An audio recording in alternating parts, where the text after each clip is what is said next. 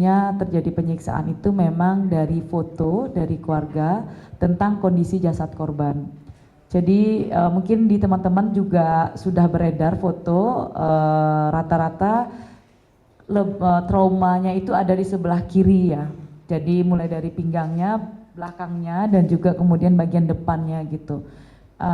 Dan ini kemudian teridentifikasi dari foto yang kami temukan dan itu juga ditemukan oleh keluarga. Setelah kami temukan trauma-trauma kekerasan itu, apalagi yang membuat kami yakin bahwa Afif Maulana dan kawan-kawan disiksa? Yang kedua adalah posisi mayat ya.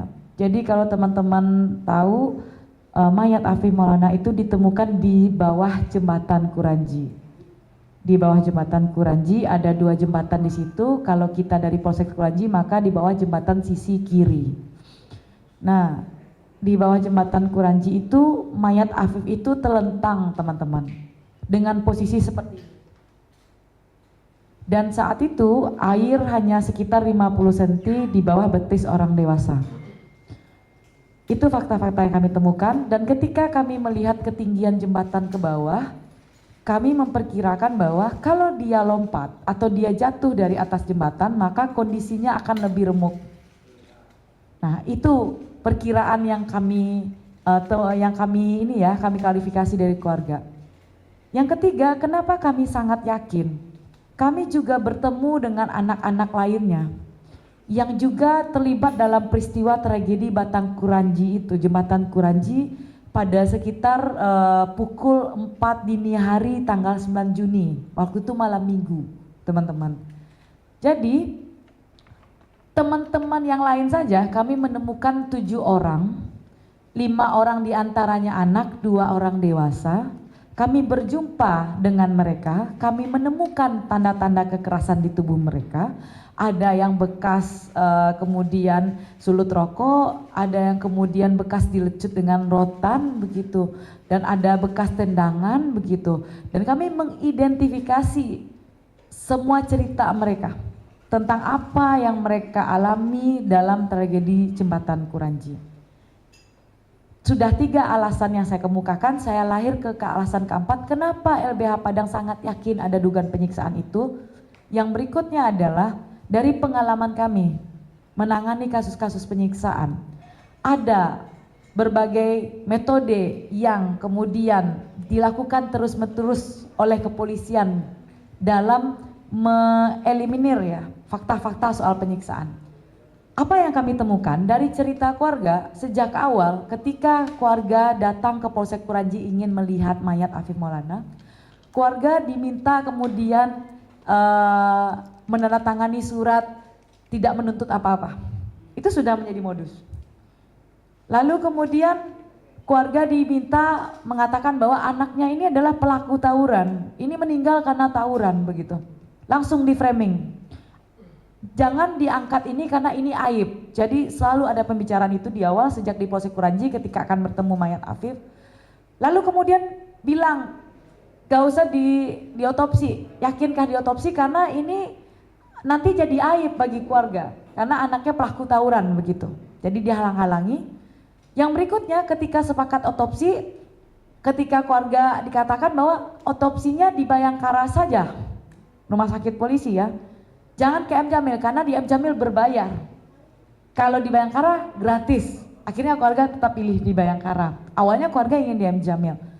Ketika otopsi, keluarga dihalangi untuk menghadiri proses otopsi. Padahal di awal perjanjiannya keluarga bisa hadir di samping dokter yang melakukan otopsi itu. Setelah selesai otopsi, keluarga dilarang untuk memandikan dan mengafani jenazah. Jadi dimintalah pihak rumah sakit yang harus memandikan dan harus mengafani. Jadi cuma ditinggalkan wajahnya, silahkan lihat wajahnya saja begitu. Keluarga juga diwanti-wanti untuk tidak memfoto kondisi tubuh korban dengan alasan nanti akan menjadi aib. Serangkaian kejanggalan inilah dari 4 tadi tahapan yang saya katakan itu yang membuat kami sangat yakin dan percaya bahwa Afif Maulana itu tidak melompat, tidak terpeleset dari jembatan, dia disiksa dan mayatnya diturunkan di bawah jembatan. kami memperkirakan bukan hanya satu orang ya, tetapi setidaknya ada 2 atau lebih dari 1 orang yang melakukan itu terhadap jasad Afif Maulana. Dan ini selalu diyakini oleh keluarga. Dan apa yang membuat kami semakin yakin ada sesuatu yang salah ketika seminggu yang lalu, bukan minggu kemarin, seminggu yang lalu Kapolda Sumbar langsung melakukan konvers. Kasus ini dilaporkan ke Polresta Padang, bukan ke Polda Sumbar. Yang dilaporkan itu adalah Dit Samapta Polda Sumbar.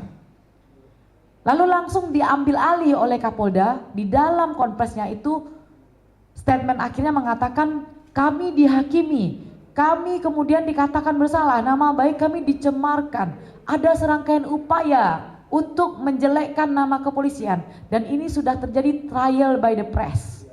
Dan kemudian Kapolda dengan tegas mengatakan bahwa sudah proses pengamanan patroli saat itu terhadap pencegahan tawuran itu sudah sesuai SOP, dan dia dan polisi akan memburu pelaku yang memviralkan kasus ini.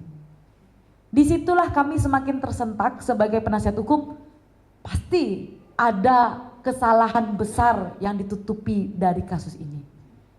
Dan kemudian memang kami melakukan serangkaian upaya, dan saat ini kemudian juga keluarga dan kami sangat yakin Afif Maulana disiksa, dan perlahan-lahan kami akan bersama teman-teman akan membongkar apa yang terjadi dan memberikan keadilan yang sesungguhnya untuk Afif Maulana dan kawan-kawannya. Saat ini juga LBH Padang sudah melaporkan dugaan penyiksaan anak lainnya ke Propam Polda Sumbar. Hari Rabu kemarin kami melakukan pelaporan, lalu Sabtu sebelum saya ke Jakarta saya dimintai keterangan dan kami sudah memberikan keterangan, dan segera mungkin kami juga akan melaporkan dugaan tindak pidana kekerasan terhadap anaknya di reskrim, bukan hanya di etik begitu.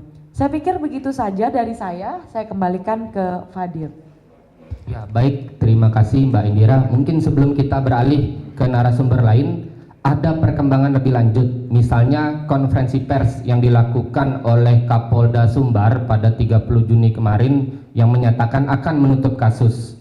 Kemudian di tanggal 28 Juni sebelumnya, Ketua Harian Kompolnas beserta jajarannya juga melakukan peninjauan langsung ke lokasi kejadian perkara pada pukul 3 dini hari. Mungkin bisa disampaikan apakah ada komunikasi atau ada informasi lebih lanjut terkait dengan tindak lanjut yang dilakukan tersebut, Mbak Indira.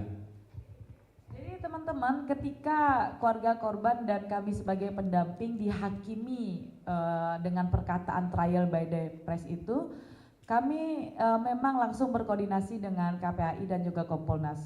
Jadi sempat ada ekspos kasus dilakukan di Polda Sumbar, dihadiri oleh Kompolnas, KPAI dan PPA, dan termasuk ada keluarga korban dan kami di situ, saya sebagai kuasa hukum juga. Jadi situasinya dari awal Polda itu menolak ada proses SOP yang salah. Ketika Kompolnas turun, lalu kami bisa membuktikan ada sesuatu yang salah dan kami meng-up semua bukti-bukti foto-foto penyiksaan itu di medsos kami. Kenapa kami melakukan itu? Kami tentu saja, saya harus sebagai kuasa hukum, saya harus melindungi klien saya dari dugaan kriminalisasi, ya, dari intimidasi kriminalisasi yang dilancarkan oleh Kapolda Sumbar. Saya ingin publik tahu kasus ini, tidak ada yang ditutupi. Nah, ketika di Kompolnas turun, Polda kemudian mengakui ada prosedur yang salah, lalu 17 anggotanya sudah diproses, tetapi Polda membuat pemisahan TKP di sini. Jadi kalau teman-teman tahu ada Polsek Kuranji misalnya di sini, lalu Polsek Kuranji itu jaraknya sekitar 200 meter di jembatan Kuranji, tempat mayat Afif ditemukan di bawahnya, dia memisahkan itu. Kami sebagai kuasa hukum sangat meyakini proses penyiksaan itu muncul terlebih dahulu dari jembatan dan jalan dan jembatan itu, lalu kemudian penyiksaan itu berlanjut di Polsek Kuranji dan berlanjut juga penyiksaannya di Polda Sumbar dalam bentuk guling-guling, disuruh merayap dan sebagainya. Jadi jangan Polda Sumbar memisahkan itu, memisahkan TKP itu. Yang baru dia akui hanya penyiksaan di Polsek Kuranji. Memang benar kesalahan prosedur, tetapi yang di jembatan Kuranji belum diakui sampai saat ini. Untuk itu kami akan terus teman-teman berjuang untuk mengungkap misteri satu kesatuan utuh TKP ini, mulai dari jalan, jembatan, polsek dan juga Polda Sumbar begitu. Nah ini yang kami sedang upayakan dan memang kami merasa bahwa Polda sangat tergesa-gesa. Mereka baru memeriksa sekian saksi, baru ayah korban yang diperiksa, lalu ada saksi F yang diperiksa, ada saksi A yang diperiksa. Saksi F dan saksi A ini diamankan di Polsek Kuranji. Belum ada pemeriksaan terhadap saksi-saksi lain yang diamankan juga. Dan kemudian sudah memeriksa anak buahnya yang katanya 45 orang itu.